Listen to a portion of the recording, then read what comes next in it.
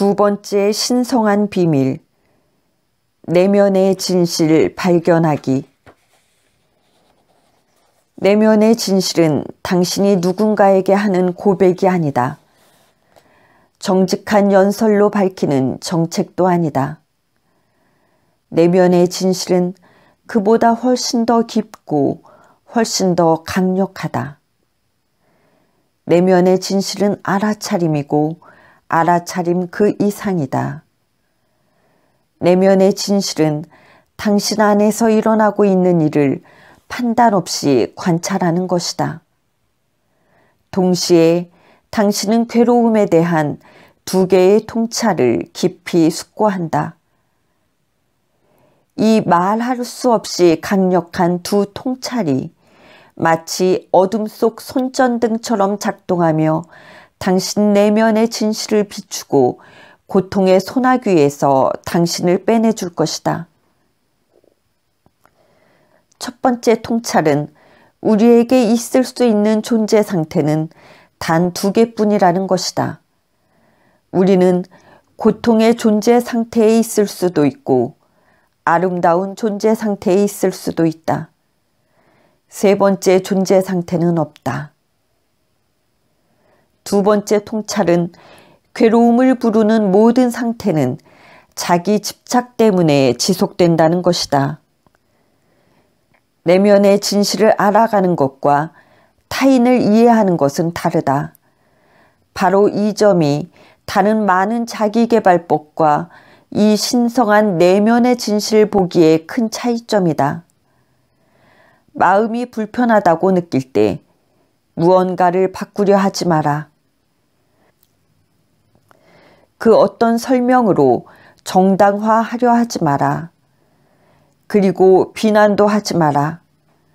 당신 밖에서 그 어떤 이유를 찾아내고 싶은 유혹에 넘어가지 마라. 자기 집착의 습관 때문에 그런 내면의 상태가 지속되고 있음을 깨닫자. 괴로운 상태에서 그 문제를 자꾸 곱씹을 때 당신은 그 문제를 풀려는 것이 아니다. 단지 당신 자신에게 집착하고 있는 것이다. 하지만 그러고 있는 자신을 계속 알아차릴 수 있다면 진실의 힘이 당신을 위해 행동을 개시할 것이다. 그럼 삶에서 싱크로니시티를 보여주는 심지어 더 위대한 사건들이 펼쳐지기 시작한다. 감정을 바꾸는 것만이 능사는 아니다. 우리의 내면은 신기하게도 억지에 굴복하지 않는다. 불안감 혹은 외로움을 억지로 없애거나 속일 수는 없다. 우리는 내면에서 일어나는 일을 수동적으로 관찰할 뿐이다. 바로 그 관찰 과정이 괴로운 상태의 흐름을 깰 것이다. 그러면 스트레스 상태가 눈 녹듯 사라지고 그 자리를 아름다운 고요 혹은 기쁨이 대체할 것이다. 싸우고 조작하거나 조종하는 대신 당신의 상태를 목격하기만 하면 된다. 그러면 그렇게 떠오른 좋은 감정은 꼭 붙잡아야 할까? 성스럽고 기분 좋고 완벽한 감정을 놓치지 않기 위해 애써야 할까? 내면의 진실은 긍정적인 것만이 아니라 당신 마음속 전체를 고요한 마음으로 바라볼 때 바로 그때 떠오른다. 내면의 진실을 보려는 연습은 자신에게 행할 수 있는 가장 위대한 자비의 행위이다. 감정은 금세 사라지기도 하고 쌓이기도 한다. 하지만 자기 집착에 빠지면 고통 속에 갇히게 되고 분노, 슬픔, 고통이 당신 존재의 기본값이 될 때까지 당신은 줄곧 그것들에게 먹을거리를 제공한다. 자기 집착은 세상에 대한 이해를 방해하는 질병 같은 것이다. 이 질병에 걸리면 아주 좁은 시각으로 세상을 볼 수밖에 없다. 그런 문제에 직면했을 때 어떻게 현명하게 대처할 수 있겠는가? 당신은 파트너에게 상처받고 부모에게 분노하고 형제 자매와 소원해졌을 수 있다. 아니면 자식들에게 실망할 수도 있다. 이런 화목하지 못한 의식 상태는 괴롭다. 그런데도 화목을 위해 그 상황에 현명하게 대처하기는커녕 자기 연민에 빠지거나 상대를 비난한다. 그러는 동안 모든 것이 나에게 부당하다는 생각뿐이다. 인생에서 맞닥뜨리는 모든 상황의 문제는 타인들이 아니라 당신 자신 때문에 계속되고 커진다. 더 정확히 말해 당신 자신에 대한 집착 때문에 그렇다. 자기 중심적인 생각에 빠지면 눈앞의 문제들이 얼마나 간단한지 보지 못한다. 그러면 인생이 복잡해진다. 하지만 그럴 필요가 없다. 이 말들이 다 이상하게 들릴지도 모르겠다. 고통에서 벗어나려면 문제를 해결해야 한다고 귀에 못이 박히도록 듣지 않았나. 하지만 사실은 그 반대이다. 고통부터 사라지게 해야 문제가 해결된다. 우리는 완전했고 온전했고 즐거웠다. 하지만 자라면서 내면이 분리되어 갈등하게 되었고 자기 집착이 시작되었다. 사회는 이런 분리 감정을 강화한다.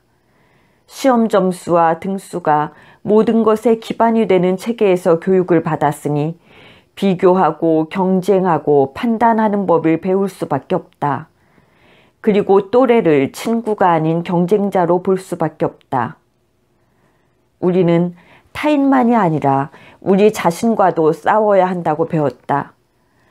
마음속에 되고 싶은 사람의 그림을 그리고 그 기대에 미치지 못하면 절망했다.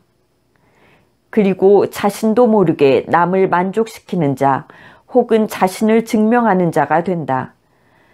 만족시키는 자는 다른 사람들이 자신에게 불만을 품을까 두려워서 다른 사람을 만족시키는 선택과 행동을 한다.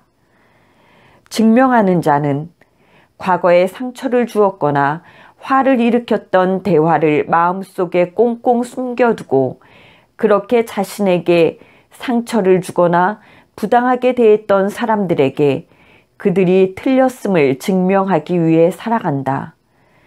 그런 전쟁 같은 삶에 너무도 익숙해진 나머지 다르게 살 수 있음을 상상하지 못한다. 매일 아침 함께 눈을 뜨는 그 사람은 누구인가? 삶의 모든 순간에 심지어 꿈을 꿀 때조차 당신과 함께하는 그 사람은 누구인가? 혼자일 때 혹은 누군가와 함께 있을 때 당신 옆에 있는 그 사람은 누구인가? 바로 당신이다. 당신은 당신을 사랑하는가? 당신은 당신을 보살피는가? 아니면 당신을 비판하고 판단하는가?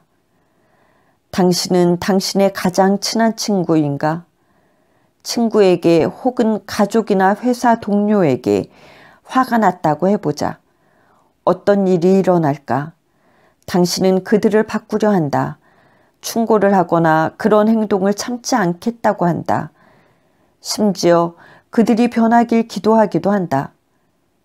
그런데도 그들이 거부한다면 거리를 둘 것이다. 마주칠 일을 만들지 않고 전화가 와도 받지 않는 일이 잦아진다. 그래도 참을 수 없으면 관계를 아예 끊어버릴 것이다.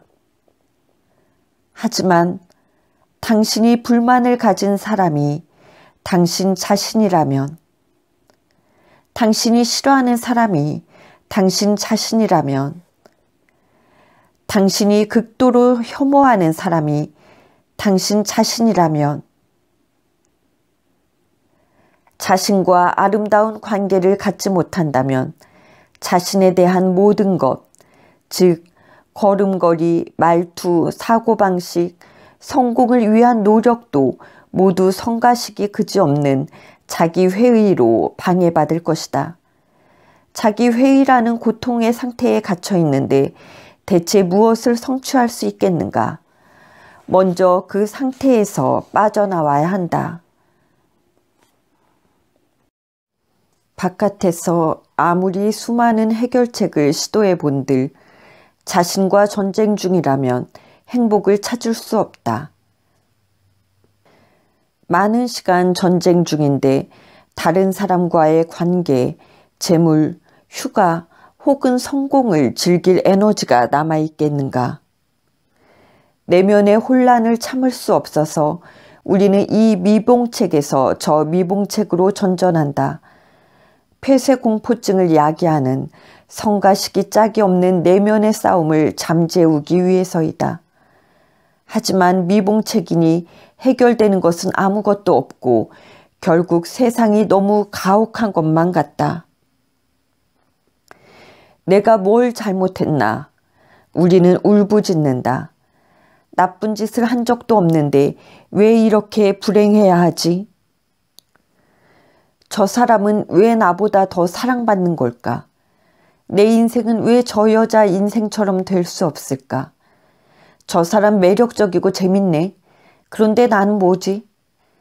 왜 내가 아니고 저 남자가 금수저를 물고 태어난 거야? 당신은 계속해서 노래를 부를 것이다. 왜 나야? 혹은 왜 내가 아니야? 라고. 하지만 이런 우리 내면의 고군분투는 외부의 상황과 아무 연관이 없다. 자기 집착이 커지면 삶의 진짜 문제는 건드리지도 못한다. 마음이 늘 불안함으로 아무것도 아닌 일에 무례하다고 모욕감을 느낀다. 있는 그대로의 모습에 불만을 품고 자신이 그랬으면 좋겠다고 생각하는 이미지에 집착한다. 그나마 있는 마음의 평정까지 잃지 않으려면 타인들의 기준에 순응하며 관심을 받으려고 필사적으로 노력해야 한다. 자기를 사랑하라거나 잘 보살피라는 등의 대화를 해보지만 강박적인 자기 집착이라는 진짜 문제는 건드리지도 못한 채 이런저런 피상적인 해결책 속을 헤매다닌다.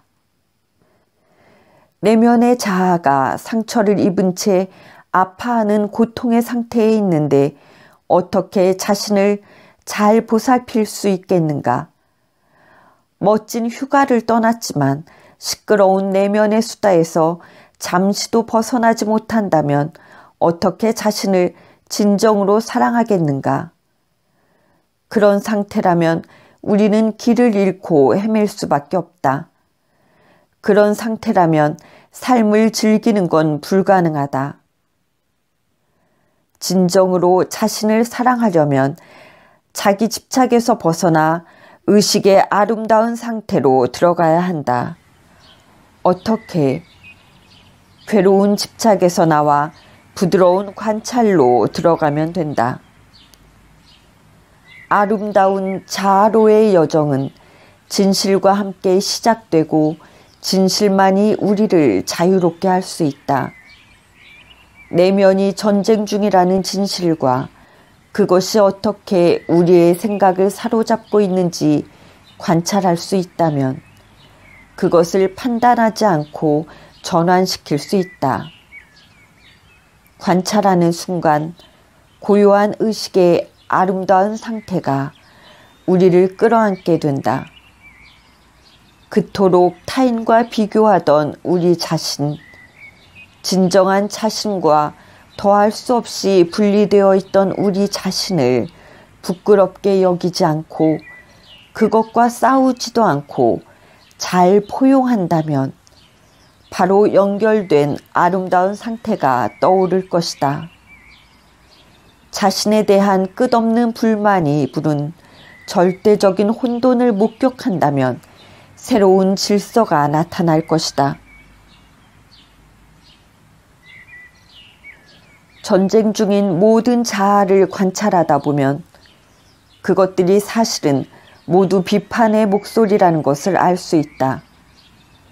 이 비판의 목소리가 우리를 잡아뜯고 우리로부터 아름답고 기쁜 것들을 훔쳐가고 우리 삶에서 평온함을 앗아간다. 각자 개인적 역사가 단순하든 복잡하든 전쟁 중인 자아의 소나귀에 붙들리게 되면 우리의 모든 것, 외모, 지위, 집, 가족은 물론 우리 인생 자체를 비판하게 된다. 내면의 분리 그 뿌리에는 모든 경험에 어때야 했어, 혹은 뭐뭐 하지 말아야 했어 라고 이분법에 코멘트를 붙이는 습관이 있다. 바로 이 습관이 우리로 하여금 끊임없이 비교하게 하고 내면을 전쟁터로 만든다. 삶의 관찰자가 되면 그 모든 코멘트가 불필요해지고 마른 이파리처럼 떨어져 나간다. 알아차림의 강물 속으로 휩쓸려 들어가 사라져 버린다. 그리고 존재의 깊은 곳에서 퍼져나오는 고요와 기쁨을 느낀다. 이런 훌륭한 의식 상태에서 자신은 물론 그 누구도 비난하지 않고 모든 실수와 잘못을 이해한다. 자신에 대한 변명도 타인에 대한 비판도 없이 모든 실패를 받아들인다. 다른 사람의 평가에 따라 당신의 몸을 보지도 당신 자신을 보지도 않는다. 그리고 화내는 자신, 질투하는 자신, 외로운 자신과 편해진다. 당신의 모든 부분이 옳다. 당신의 모든 부분이 마음에 든다. 관찰과 함께하는 이런 의식 상태라면 자유와 자비의 진정한 의미를 깨달을 것이다. 삶의 모든 경험에 꼬리표처럼 달리는 좋았다, 나빴다, 추하다, 아름답다, 그랬어야 했다, 그러지 말았어야 했다 같은 끝없는 코멘트들이 사라질 때 우리는 자부심도 모욕도 죄책감도 후회도 모두 초월한다. 그리고 모든 것이 신성해지는 순수한 의식의 영역으로 들어간다. 그곳에서는 모든 것이 그저 존재할 뿐이다. 당신 인생의 모든 사람이 삶 자체가 이 우주의 흐름으로 단지 존재할 뿐이다. 그리고 그렇게 내면의 전쟁에서 빠져나올 때 열정이 깨어나고 삶의 더 큰 목적이 드러난다. 사랑하는 사람 옆에 오롯이 현존하고 공동체와 세상에 더 많이 기여할 수 있게 된다. 그리고 소중한 사람들과 세상을 위해 진정으로 무언가를 공헌하고 싶어진다. 무엇이 이래야 하고 이러지 말아야 한다 해서 실제로 존재하는 것으로 나아간다. 그리고 우리 인생과 사랑에 빠진다. 우리 자신과 사랑에 빠진다. 이것이 바로 아름다운 의식 상태이다.